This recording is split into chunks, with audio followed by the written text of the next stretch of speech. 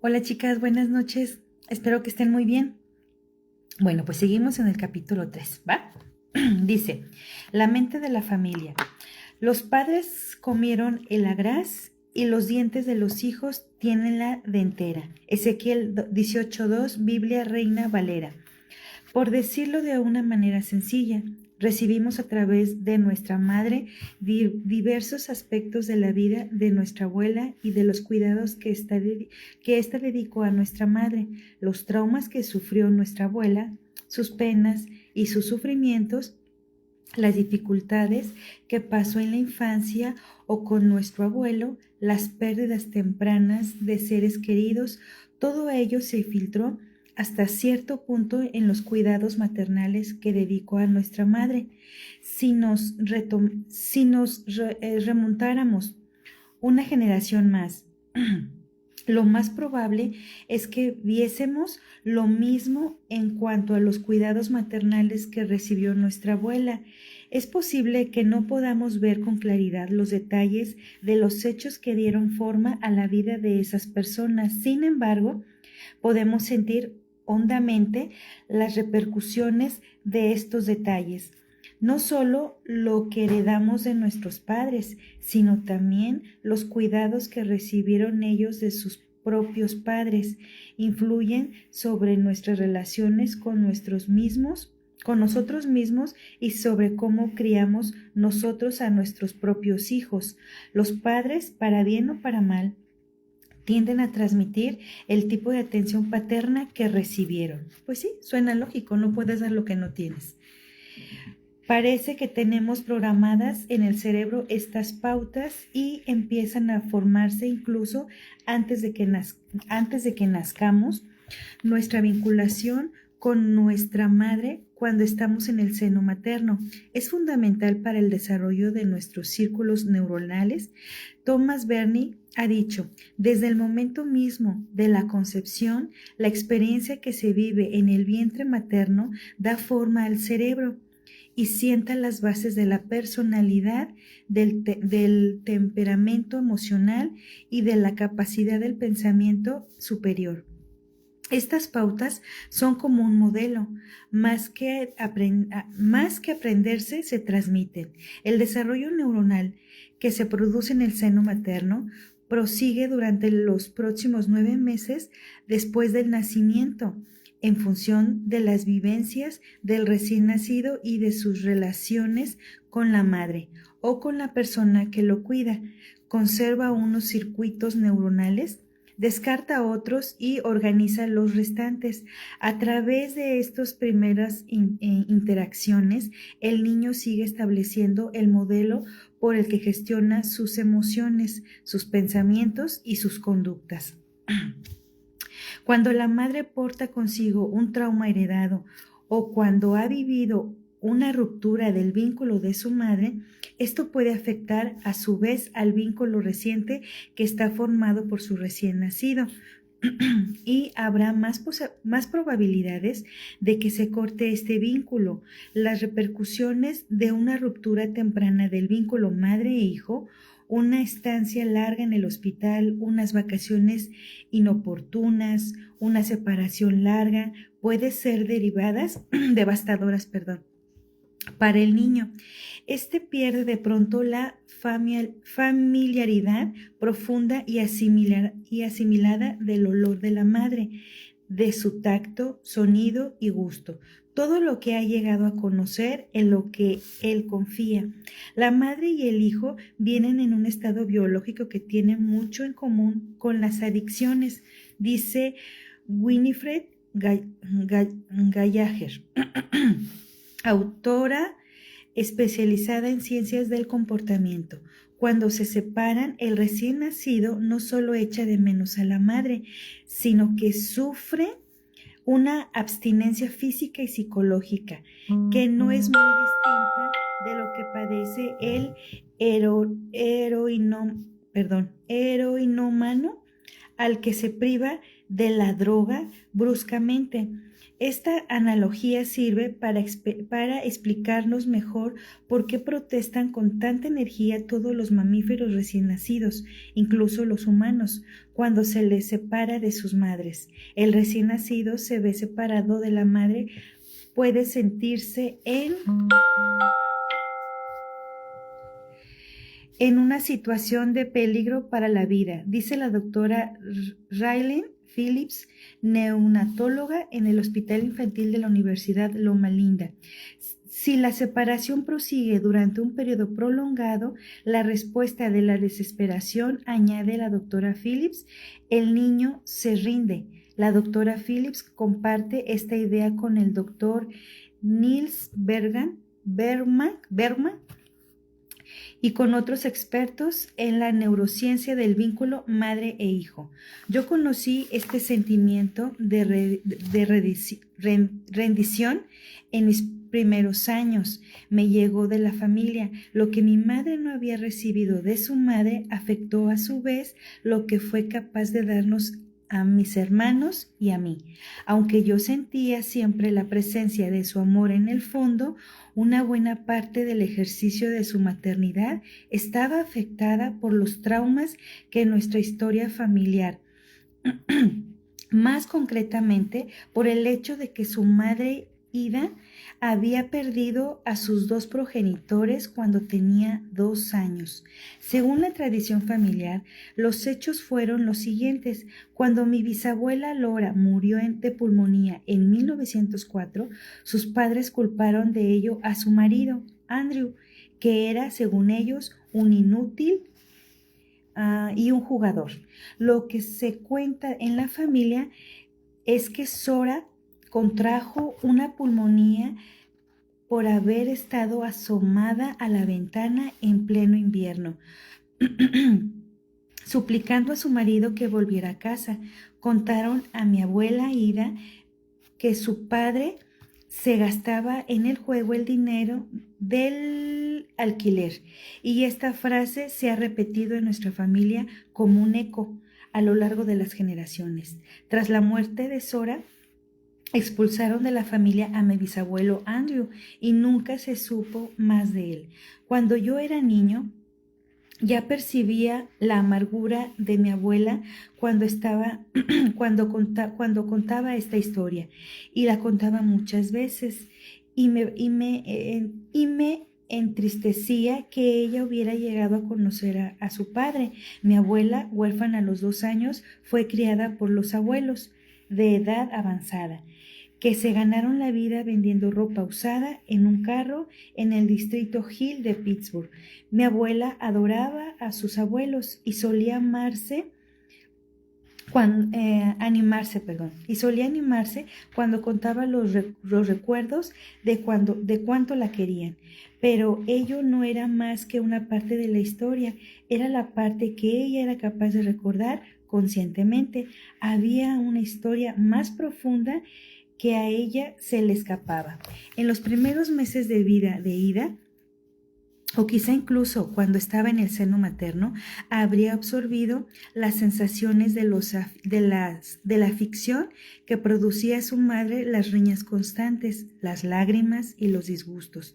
Todo aquello tendría un efecto profundo sobre el desarrollo neuronal crucial que se estaba produciendo en el cerebro de Ida. Después, la pérdida de su madre a los 2 años de edad la dejaron destrozada emocionalmente. Mi madre no fue criada por una huérfana, que yo no pueda darle los cuidados que ella, a su vez, no había recibido de la suya.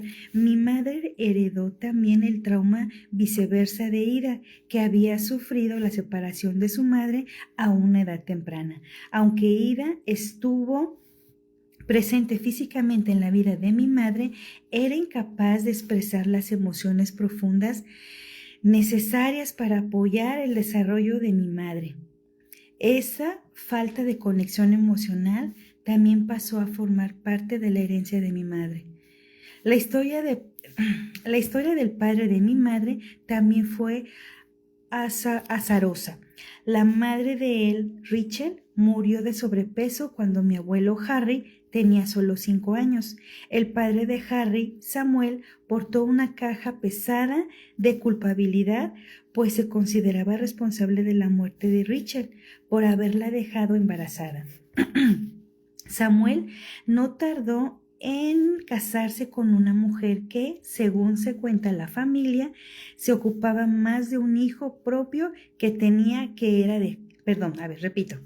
Según se cuenta en la familia, se ocupaba más de un hijo propio que tenía que de Harry, al que trataba con una indiferencia rayada en la crueldad. Mi abuelo no solía hablar de su infancia. Esto lo sé por mi madre, que contaba que Harry había estado a punto de morir de hambre en su infancia. Para sobrevivir buscaba alimentos entre la basura y comía hojas de diente de león. Cuando yo era niño me imaginaba a mi abuelo, también niño, sentado solo en un bordillo, mordiendo un pedazo de pan duro o rayando un hueso de pollo rancio. Como tanto mi abuelo como mi abuela se quedaron sin madre cuando eran niños pequeños, transmitieron a la generación siguiente su legado de trauma. Sin saberlo, en nuestra familia, el vínculo madre e hijo ha quedado corto durante 3 generaciones como mínimo. Si estas perturbaciones no se hubieran producido antes de que naciera mi madre, es posible que mis hermanos y yo hubiéramos recibido unos cuidados maternales distintos, pero al haber sido así, la necesidad que tenía mi madre del amor que sus padres no le pudieron dar solía dejarla con sentimientos de ansiedad y de agobio. Comprendí que para poner fin al ciclo de traumas heredados en mi familia y en última instancia para curarme yo mismo, tenía que curar mi relación con mi madre. ¡Wow! Esto está muy interesante. Sabía que no podía cambiar lo que había sucedido en el pasado, pero sí podía cambiar sin duda la relación que manteníamos en el presente. Mi madre había heredado las pautas de estrés de su madre y yo las había heredado también. Ella solía llevarse las manos al pecho y quejarse de la sensación de agitación que tenía en el cuerpo. Ahora me doy cuenta de que estaba reviviendo inconscientemente el miedo y la soledad que se producían en nuestra familia, el terror a quedar separada de la persona a la que más necesitaba, su madre. Recuerdo que cuando yo era un niño pequeño, de unos 5 o 6 años y mi madre salía de casa, sentía tal terror que iba a su dormitorio, abría el cajón donde guardaba los pañuelos y los camisones y hundía la cabeza entre las prendas para percibir el aroma de ella. Recuerdo vivemente aquella sensación de que no volvería a verla, de que solo me quedaría de ella su olor.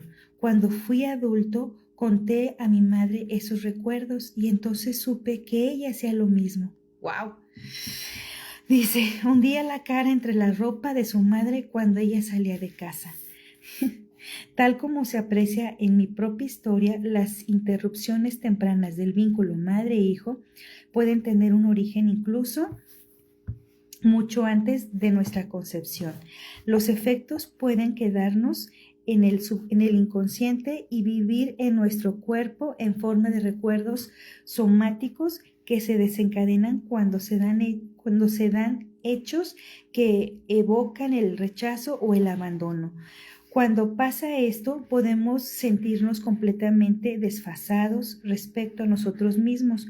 Podemos sentirnos dominados por nuestros pensamientos y abrumados, incluso asustados por las sensaciones que nos inundan el cuerpo. Cuando el trauma se produjo en época tan temprana, suele quedar oculto en algún lugar hasta que no llegue nuestra conciencia. Sabemos que existe un problema, pero no somos capaces de poner en limpio Dice, ¿qué pasó exactamente? En vez de ello, suponemos que el problema está en nosotros, que tenemos dentro algo que es malo. Movidos por nuestro miedo y por nuestra ansiedad, solemos intentar controlar el entorno para sentirnos seguros.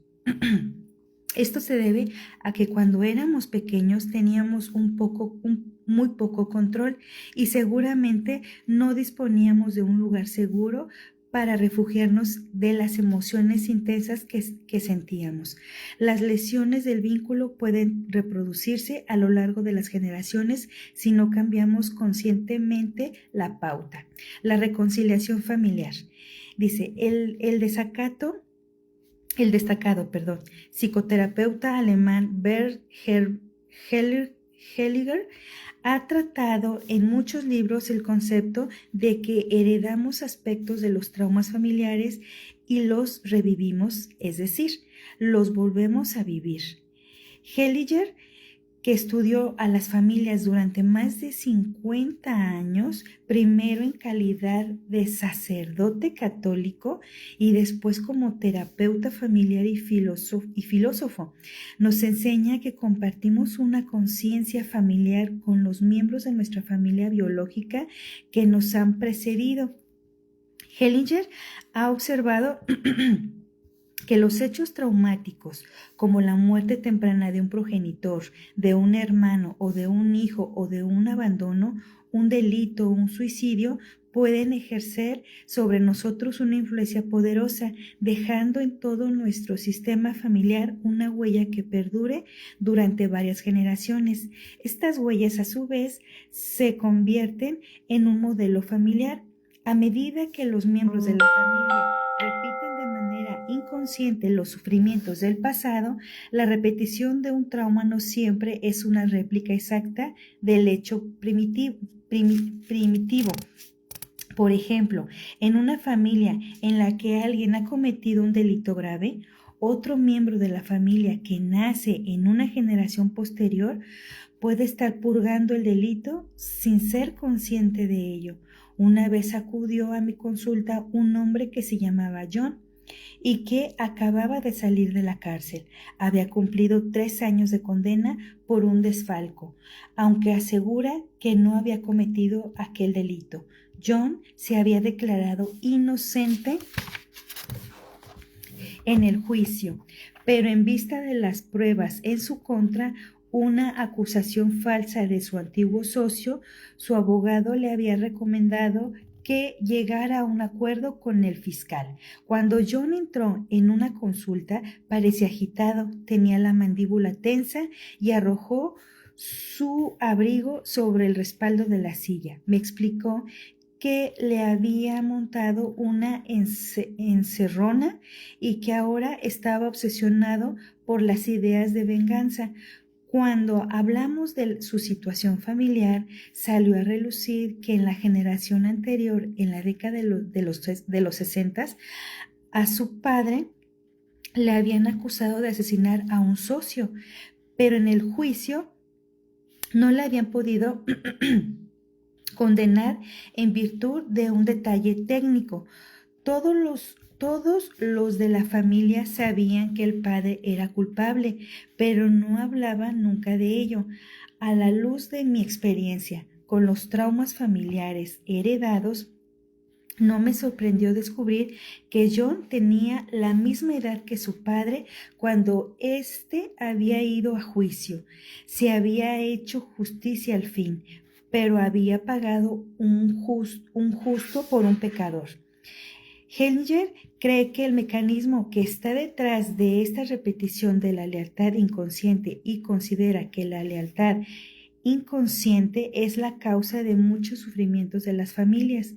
Las personas no son capaces de identificar el origen de sus síntomas que se encuentran en una generación anterior. Suele suponer que su problema arranca de su propia experiencia vital y no son capaces de encontrarle una solución. Hellinger enseña que toda persona tiene el mismo derecho a formar parte de un sistema familiar y que no se puede excluir del mismo a nadie por ningún motivo. forman parte del sistema del abuelo alcohólico que dejó arruinada a nuestra abuela, el hermano que nació muerto y dejó desconsolada a nuestra madre, y hasta el hijo del vecino al que nuestro padre mató accidentalmente al salir con el coche del garage, nuestro tío delincuente, la media hermana mayor de nuestra madre, la criatura que abortamos. Todos ellos son miembros de nuestra familia y la lista es más larga. Debemos incluir en ella hasta personas a las que no solemos contar en nuestro sistema familiar.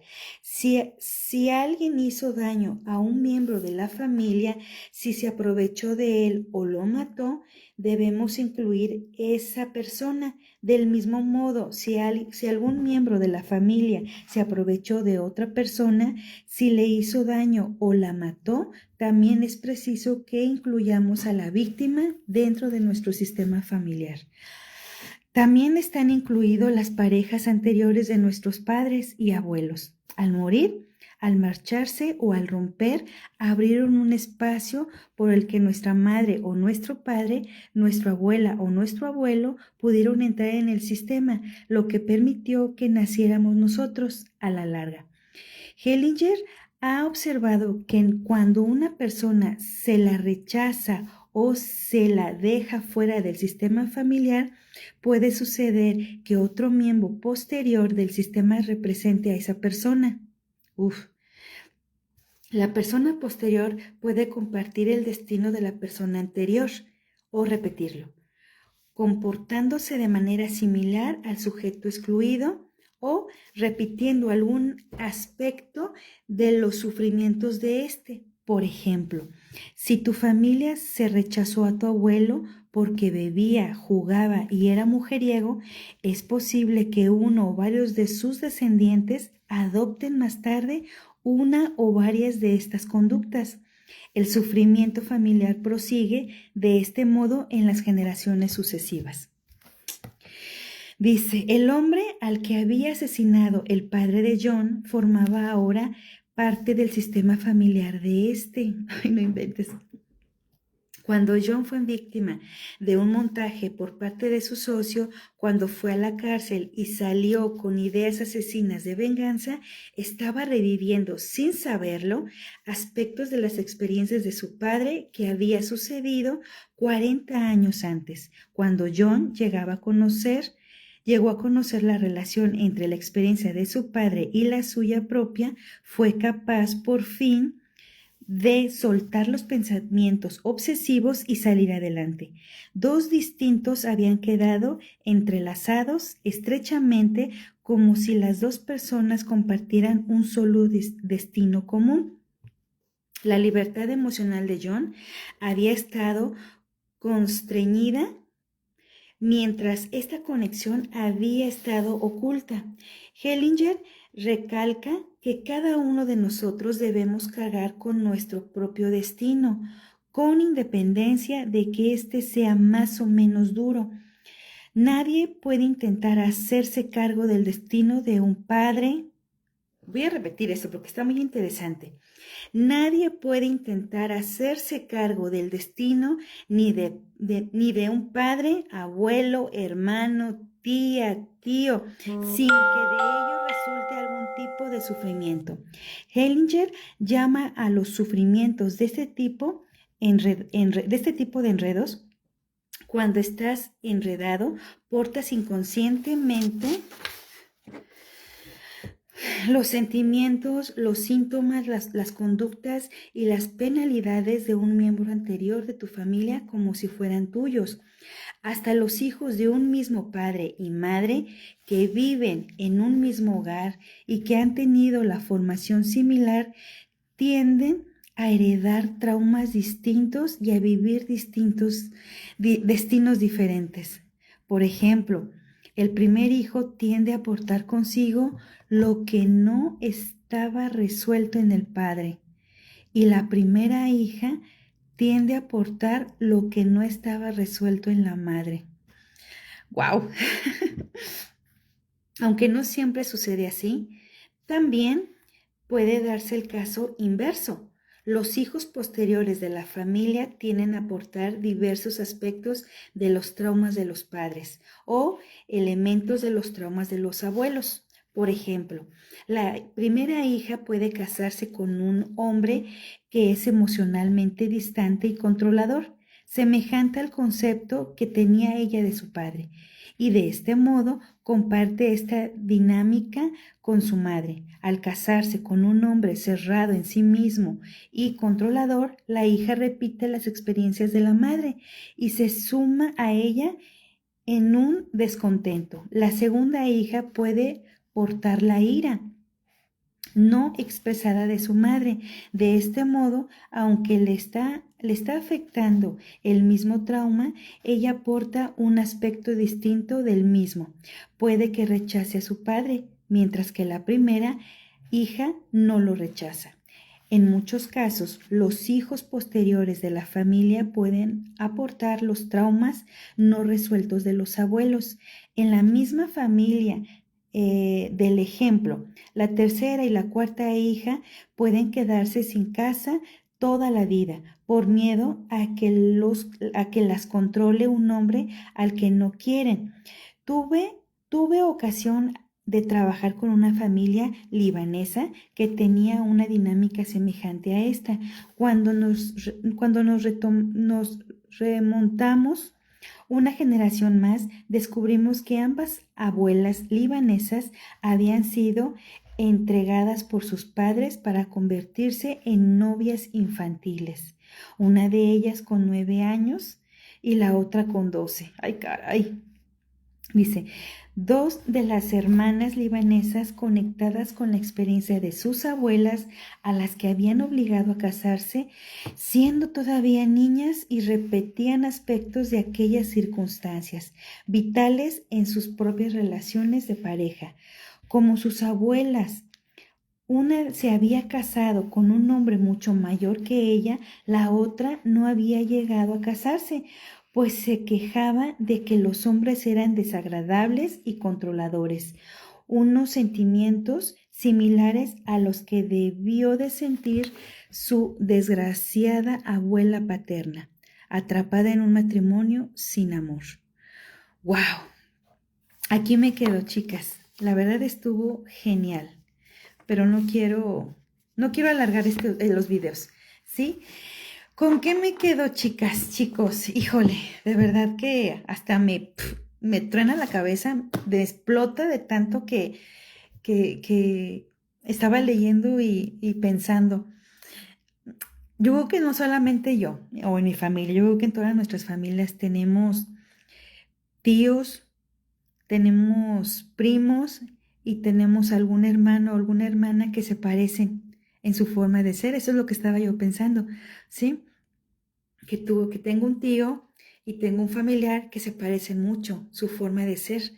Yo creo que tiene mucha lógica lo que dice el libro, chicas, ¿sí? Y es para que te pongas a pensar y más que nada, chicas, para que uno mismo sane. No juzguemos, ¿sí? Porque no sabemos lo que vamos a hacer nosotros en esta vida, ¿sí? Solo trabajemos para que, no sé, los que tengan hijos, ¿sí? No hereden sus nietos cosas que ustedes tienen, ¿sí? Eso es más que nada, trabajar en nosotras mismas para no heredarles algún mal a la siguiente generación. La verdad hasta me doró la cabeza, chicas, de verdad, está muy bueno este libro. Ojalá que vean estos audios y si no, compren el libro, chicas, de verdad, vale la pena tener ese libro en casa. Y yo creo que más que nada, todas las familias tenemos traumas, ¿sí? Todas. ¿Saben cuál es la que no tiene trauma? La que ustedes no conocen, ¿sí? Todos tenemos trauma de una manera u otra. Los papás, traemos traumas, ¿sí? Y si no somos conscientes en esta generación, ¿cuántas generaciones van a salir afectadas? ¿Sí? Si quieres a tus hijos, si quieres a tus hijas, sana de aquí y sana más de aquí. Eso es lo importante. Vuelvo a repetir, tus hijos merecen tu mejor versión como madre o como padre. ¿Sale? Nos vemos mañana. Cuídense mucho. Bye.